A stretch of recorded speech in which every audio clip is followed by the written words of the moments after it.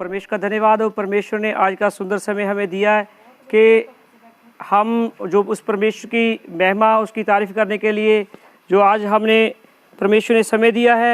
और हम जो है पिछले जो है 2 रविवार से जो हम प्रकाशित वाक्य जो बाइबल की लास्ट किताब है उसके बारे में हम जो कुछ सीख रहे हैं, उस 7 कलीसियाओं के बारे में, और उस 7 कलीसियाओं के बारे में हम जो सीख रहे हैं उसके बाद हमने जो है 2 कलीसियाओं के बारे में बताया। अब आज हमारा जो है तीसरी कलीसिया है। कौन सी कलीसिया है? हाँ जी, पिरगमुन की कलीसिया। पिरगमुन की कलीसिया को बाइबल के बीच में लिखा है। जब हम प्रकाशित वाक्य उसका 2 अध्याय उसका 12 वचन से देखते हैं तो यहाँ लिखा है कि पिरगमुन की कलीसिया के दूत को यह लिख, जिसके पास 2 धारी तलवार और तेज धार है, वह ये कहता है कि मैं जानता हूं कि तू वहां रहता है जहां शैतान का सिंहासन है, और तू मेरे नाम पर स्थिर रहता है और मुझ पर विश्वास करने से उन दिनों में भी पीछे नहीं हटा जिनमें मेरा विश्वास जोगे साक्षी अंतिपास तुम्हारे पास उस स्थान पर घात किया गया जहां शैतान रहता है। हालेलुया। तो बाइबल का वचन कहता है, हम जब बाइबल के बीच में देखते हैं कि परमेश्वर हर एक कलीसिया को जो है सबसे पहले मैंने पिछले दिनों में बताया कि वो उनकी बड़ाई करता है, उन्हें जो है उत्साहित करता है, उनको जो है क्रेज करता है परमेश्वर कि आप जो है परमेश्वर के बीच में जैसी चाल चल रहे हो वो बहुत अच्छा है, बहुत बढ़िया है। पर उसके साथ परमेश्वर और कहता है कि जैसे हम देखते हैं एक भाई था और वो ड्राइविंग करता था और ड्राइविंग करके गाड़ी लेके आया, नई गाड़ी उसने ली और गाड़ी को ड्राइविंग करके लेके आया। वो लुधियाना से लेके जो है जहाँ जैसे हम कहें कि बठिंडा पहुँचा और उसने 5 घंटे लगा दिए। 5 घंटे लगा दिए तो ये समय सही लगा कि ज़्यादा लगा? बहुत ज़्यादा समय लगा ना। मालूम है क्यों लगा? उसने नई गाड़ी ली थी और उसने दूसरा गियर नहीं डाला, पहले गियर में ही आया। हालेलुया। क्या होता है, मतलब क्या है, परमेश्वर हमें क्या कहता है कि हम जो चाल चल रहे हैं वो चाल हमारी धीमी है। जहां अगर हम कहें कि हम परमेश्वर के बीच में जो हमारा चाल चलन है वो बहुत ही धीमा है, उसके बीच में हमने परमेश्वर में ज़्यादा बढ़ोतरी करनी है। परमेश्वर हमें उत्साहित इसलिए करता है, हम परमेश्वर का वचन इसलिए पढ़ते हैं कि परमेश्वर के वचन के द्वारा हम अपने जीवन में जो है उस जीवन को अपने जीवन में वचन को अपने जीवन में लागू कर और हम अपना जीवन व्यतीत कर सके। हालेलुया। अगर वहाँ जो अच्छा ड्राइवर होता वो कितने घंटों में गाड़ी लेके आता? 2.5 या 3 घंटे में वो गाड़ी ले आता वहाँ से, और उसने इतने घंटे लगा दिए। क्यों लगा दिए? क्योंकि उसने क्या किया, उसने अगला गियर ही नहीं डाला। वो हो सकता है गाड़ी भी उसकी पूरी तरह वो गर्म हो गई हो। क्योंकि क्या होता है अब वो कहता है कि भाई मैं कोई बात नहीं, समय ज़्यादा लगा पर मैं गाड़ी नहीं थी और मैंने गाड़ी को किसी के साथ टच भी नहीं किया, मैं कोई एक्सीडेंट भी नहीं करके आया और मैं अपने हिसाब से मैं सही लेके आया हूँ। तो क्या है, बाइबल के बीच में लिखा है कि तुम्हारा मन जो है, हर एक किसी का मन जो है वो उसको दोषी नहीं ठहराता। वो कहता है कि तू जो चल रहा है वो तू कर रहा है जो सही कर रहा है। हालेलुया। और हम पहले इसके जो है ऐतिहासिक घटनाओं के बारे में जानेंगे। इसका नाम जो है, ये कलीसिया जो थी सहमत होने वाली कलीसिया, हर किसी के साथ सहमत हो जाती थी। जैसे हम इसके बारे में देखेंगे, पिरगमुन की जो ऊंचाई के ऊपर जो मतलब जो है शहर बना हुआ है, 12 ईस्वी में पूर्व में इसका निर्माण हुआ और स्मिरने से 40 मील उत्तर के पूर्व में स्थित है। ये एशिया से रोमी के क्षेत्र की राजधानी है। रोमी के क्षेत्र की क्या है? राजधानी है। कौन? पिरगमुन। और तलवार का अधिकार रखता और जीवन और मृत्यु की शक्ति रखता था। अब क्या है, देखो हम बाइबल के बीच में देखते हैं परमेश्वर हमें जैसे वचन को समझाना चाहता है, ठीक है, हमारा जैसे हमारा चलने का सिस्टम है। अब जैसे भाई राजकुमार जी है, इसको अगर बात वचन को समझाना हो तो वचन कैसे समझाया जाएगा? क्योंकि ये किराना का काम करते हैं और ये इनको वचन समझाना हो तो इनको नाप तोल के द्वारा, मापदंड के द्वारा समझा सकते हैं, वचन को बहुत आसानी से समझ जाएंगे। और अगर हम इनको ये किलोमीटरों के बारे में समझाएं, जहाँ इनको ऊंचाई गहराई के बारे में बताएं, वो नहीं समझेंगे। ऊंचाई गहराई के बारे में सबसे ज़्यादा जो समझने वाले होते हैं वो इंजीनियर होते हैं, वो जो है बिल्डर होते हैं, वो ऊंचाई और गहराई को बहुत जल्दी समझ जाते हैं। है। अब इसका मीन्स क्या है कि परमेश्वर दो धारी तलवार की ये यहाँ क्यों वर्णन कर रहा है? वो उनको समझाना चाहता है, जैसी उनकी स्थिति है, जैसे वो परमेश्वर के वचन को समझ सकते हैं, वैसे परमेश्वर ने समझाना चाहता है। वो कहता है जिसके पास दो धारी और तेज तलवार है, वह ये कहता है कि मैं जानता हूं कि तू वहां रहता है जहां शैतान का क्या है, शैतान का क्या है, सिंहासन है। अब शैतान के सिंहासन के पास अगर हमने प्रभु यीशु मसीह की सेवा करनी हो, कितनी आसान है? कठिन है कि आसान है? कैसी है? बहुत ज्यादा कठिन है। ठीक है। और ये जो पिरगमन शहर था, यह लिखा है कि शिक्षा का केंद्र था और पुस्तकों के संग्रह में सिकंदरिया के बाद दूसरे स्थान पर था। और देखो कि ये एक शिक्षा का भी केंद्र था। इसका मतलब यह है कि लोग इनके पास बहुत आया जाया करते थे। शिक्षा का केंद्र हो, जैसे हम पिछले दिनों देख रहे हैं कि यूक्रेन में जब लड़ाई लगी, अभी भी चल रही है, और वहाँ जो है हमारे इंडियन लोग भी बहुत से लोग थे जो वहाँ शिक्षा पाने के लिए गए। जो कोर्स हमारे इंडिया में बहुत मतलब जिसे हम कहते हैं कि बहुत महंगा होता है, वो वहाँ बहुत आसानी से बहुत ही अच्छा होता है। हालेलुया। तो परमेश्वर जो है, वहाँ एक बादशाह था और उस बादशाह की क्या की जाती थी? आराधना की जाती थी। क्या की जाती थी? आराधना की जाती थी। और जो वहाँ एक परमेश्वर का दास था, वहाँ लिखा है, अगर हम 13 आयत को पढ़ें, मैं ये जानता हूं कि तू वहां रहता है जहां शैतान का सिंहासन है और तू मेरे नाम पर स्थिर है। परमेश्वर क्या कहता है? तू मेरे नाम पर स्थिर है। और मैं जानता तू कहां रहता है, जहां शैतान का क्या है, जहां शैतान का सिंहासन है, और फिर भी तू मेरे नाम पर स्थिर रहता है और मुझ पर विश्वास करता है, और उन दिनों में भी पीछे नहीं हटा जिनमें मेरा विश्वास जोगे साक्षी मतलब गवाही देने वाला अंतिपास तुम्हारे बीच में उस स्थान पर घात किया गया जहां शैतान रहता है। और एक अंतिपास बैल के बीच में लिखा है, वो एक परमेश्वर का दास, परमेश्वर की गवाही देने वाला था, उसको क्या किया गया? वहां पर घात किया गया। और वो परमेश्वर उन्हें देखो कितनी उनको जो है उत्साहित कर रहा है, कितनी उनको क्रेज कर रहा है, कितना उसको जो है बल से, कितने पावर से कह रहा है कि तू उन दिनों में, जिन दिनों में तुमने क्या कर जाना था, पीछे हट जाना था, फिर भी तू पीछे नहीं हटा, फिर भी तू पीछे नहीं हटा। हालेलुया। जहां मेरा दास क्या किया गया? घात किया गया। और आगे लिखा है, पर मुझे तेरे विरुद्ध कुछ बातें कहनी है। अब परमेश्वर कौन से पॉइंट पे आ गया? असली पॉइंट पे आ गया। ठीक है। जैसे हम बोलते हैं कि जब किसी बहन की शादी होती है, वो अपने ससुराल में जाती है, और पहली बार जब उस बहन से खाना बनवाया जाता है, और वो खाना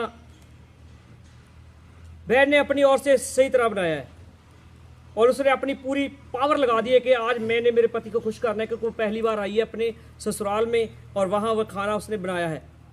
अब उसका पति खाना खाने लगा, उसके पति ने खाना खाया, वाह बहुत स्वादिष्ट है, परंतु उसने इस साथ एक बात कही कि अगर तू इसके बीच में थोड़ा नमक डालती तो ये और भी स्वादिष्ट लगता। हालेलुया। अब अगर ऐसे उसने अपनी वाइफ को समझाया तो उसकी वाइफ गुस्सा करेगी? नहीं करेगी ना। और अगर वो ऐसे कह देता, तूने क्या खाना बनाया है इसमें तो बहुत नमक है, मैं नहीं खाता, तो उसको गुस्सा लगता। उसी तरह परमेश्वर क्या समझाना चाहता है?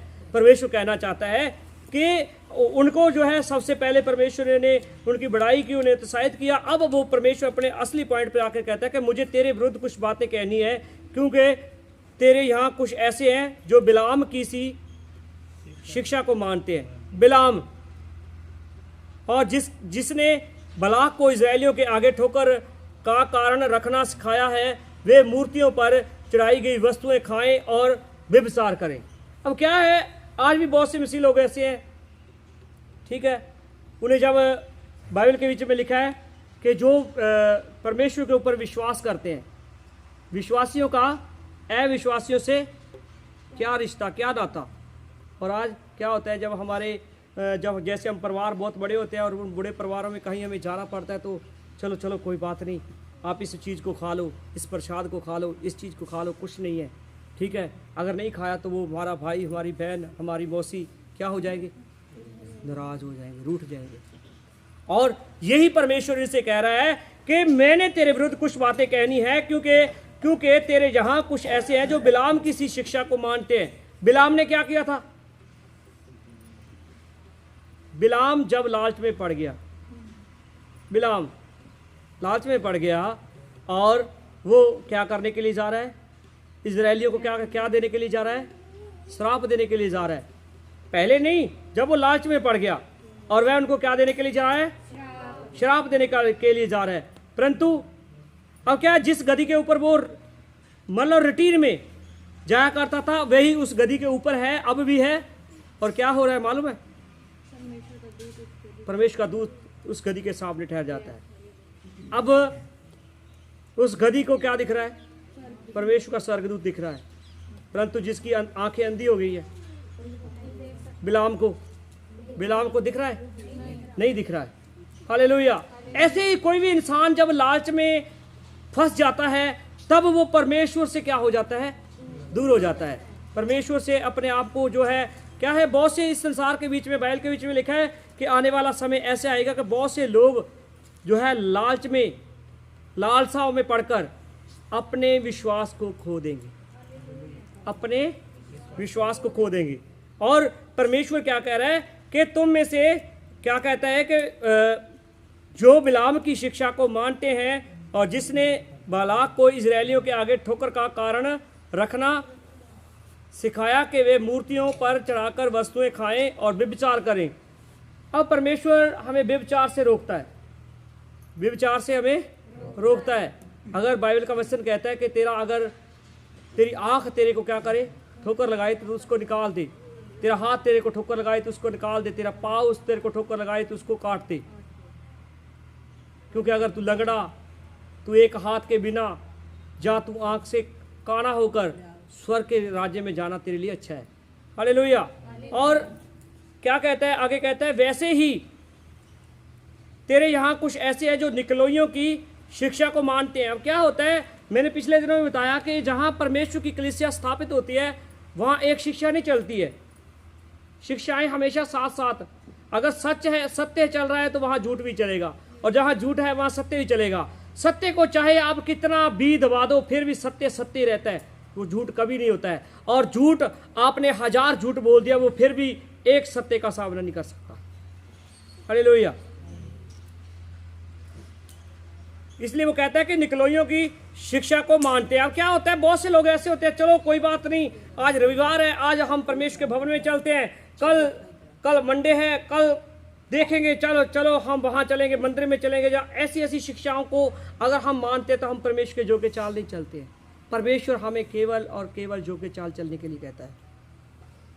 आगे परमेश्वर कहता है, ये बहुत ही उत्तम बात है, अत मन फिरा, नहीं तो मैं तेरे पास शीघ्र ही आकर अपने मुख की तलवार से उनके साथ लड़ूंगा।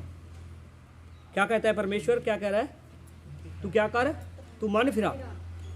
मन फिराने का मतलब है कि तू जिस रास्ते में, जिस मार्ग से, जिस सोच से तू जा रहा है, तू उससे क्या लौटा, तू लौटा। तो अगर तू नहीं लौट के आएगा तो परमेश्वर कहता है नहीं तो मैं तेरे पास शीघ्र ही आकर अपने मुख की तलवार से उनके साथ लड़ूंगा। किनके साथ? जो नहीं लौट के आएंगे। और जिनके कान हैं वे सुन लेके आत्मा कलीसिया से क्या कहता है, जो जय पाए हैं, परमेश्वर क्या कहता है, उनको मैं क्या दूंगा? उनको मैं गुप्त मन्ना दूंगा। कौन किनको गुप्त मन्ना देगा? जो जय पाए हुए हैं, परमेश्वर उन्हें गुप्त मन्ना देगा। और उसे वह एक सफेद पत्थर भी दूंगा और उस पत्थर पर एक नाम लिखा हुआ होगा जिसे उसके पाने के सिवाय और कोई ना जानेगा। हालेलुया। ये पत्थर के बारे में मैं आपको फिर बताऊंगा, ये थोड़ी सी लॉन्ग बात है और मैं आपको बताना चाहता हूँ। अगर हम इन कलीसिया के बारे में जैसे जैसे जानेंगे, आगे आगे चलेंगे, ठीक है, जैसे परमेश्वर ने हमें जैसे जैसे परमेश्वर का आत्मा हमें सिखाता है वैसे वैसे हम सीखते हैं और आगे भी सिखाने की क्या करते हैं, हम कोशिश करते हैं। हालेलुया। सो परमेश्वर हमें क्या देता है? परमेश्वर कहता है जो जय पाए हुए हैं उन्हें परमेश्वर क्या देगा? गुप्त मन्ना देगा। अब देखिए कौन से लोग हैं जो गुप्त मन्ना पाना चाहते हैं, कौन से ऐसे हैं जो बिलाम की चाल चलना चाहते हैं, और जो बिलाम की चाल चलना चाहते हैं वो क्या हो जाएंगे, नाश हो जाएंगे। परमेश्वर कहता है कि मैं दो धारी तलवार लेके आऊंगा और मैं उनके साथ क्या करूंगा, लड़ूंगा। परमेश्वर उनसे लड़ेगा, तेज धार तलवार लेके परमेश्वर उनसे लड़ेगा। परमेश्वर कहता है मैं शीघ्र आने वाला हूँ। सो अपने आप को तैयार कीजिए परमेश्वर की उस दुल्हन बनने के लिए। जिस दिन परमेश्वर आए हमारे में कोई दाग, कोई धब्बे, कोई झुर्री, कोई इस तरह की कोई भी दोष ना पाया जाए कि परमेश्वर हमें कहे कि तू मेरी दुल्हन नहीं है, तू मेरी दुल्हन नहीं है और मेरे स्वर्ग के राज्य में तू प्रवेश नहीं हो सकती है। हमें ऐसा बनना है कि परमेश्वर हमें आकर हमें जो है अपने राज्य में लेके जाए। परमेश्वर का वचन कहता है कि जहाँ मैं होऊंगा वहाँ मैं तुम्हें लेके जाऊँगा। हालेलुया। सो आज हमने इस कलीसिया के बारे में जो है पेरगमन की कलीसिया में से कुछ बातें सीखी है, और ये जो कलीसिया है ये कलीसिया हर किसी के साथ सहमत होने वाली थी। ठीक है, सारे लोग नहीं होते हैं, कुछ कुछ लोग होते हैं जो सहमत हो जाते हैं, चलो बात ऐसे नहीं तो हम ऐसे कर लेते हैं, ऐसे नहीं तो हम ऐसे कर लेते हैं। मतलब क्या है कि परमेश्वर के साथ हम चलते हैं, उसके बीच में हम मिलावट नहीं कर सकते। परमेश्वर के बीच में जब हम चल रहे हैं उसके बीच में किसी भी तरह की कोई मिक्सिंग बात नहीं होगी। परमेश्वर की जो शिक्षा है वो खरी शिक्षा है, और जो खरी शिक्षा पर चलते हैं, ठीक है। बैल के बीच में लिखा है, ऐसा कौन सा मनुष्य था जिसे परमेश्वर ने कहा कि वे मेरा खरा मनुष्य है। अय्यूब को परमेश्वर ने कहा कि ये खरा है, ठीक है। और मैं आपसे विनती करता हूँ कि परमेश्वर एक दिन आए और वह हमें भी कहे कि तुम खरे हो। हालेलुया। हमें कोई बुराई, कोई दाग, कोई धब्बे, कोई झुर्री नहीं होनी चाहिए। जिस दिन परमेश्वर आए हम निष्कलंक, बेदाग और बेइल्जाम निकले और परमेश्वर के राज्य में हम प्रवेश करें। सो परमेश्वर सभी को आशीष दे और